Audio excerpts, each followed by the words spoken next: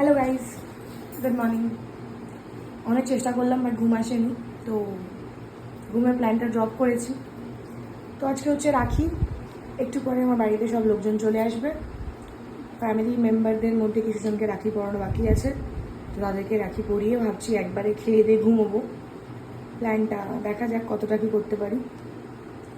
আর এটা আমার first blog I guess, যদি আমি আপলোড করি তো একটু বড় হবে। ডোন্ট মাইন্ড, হ্যাঁ আমি একটু বেশি কথা বলি। আর এখন আমি চা বানাবো, চা বানানোটাও আমি তোমাদেরকে দেখাচ্ছি। আর এই দেখো আমার মেয়ে, এই যে ঘুমোচ্ছে। ওর কোনো কিছুতে ইন্টারেস্ট নেই, ওর মার ঘুম হোক না হোক, শি জাস্ট ডোন্ট কেয়ার। আর এই যে দেওয়ালটা দেখছো কোনায়, হ্যাঁ এই দুটো, এগুলো ও খেয়ে ফেলেছে। সো ফানি না, মানে ওকে খেতে দেওয়ার পরেও ও দেওয়াল খেয়ে নিয়েছে।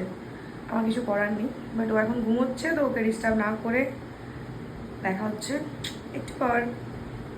গাইজ, আমার চাটা রেডি হচ্ছে। সকাল সকাল একটু আদা দিয়েছি, একটু চিনি দিয়েছি, আর বানাবো হচ্ছে লিকার চা।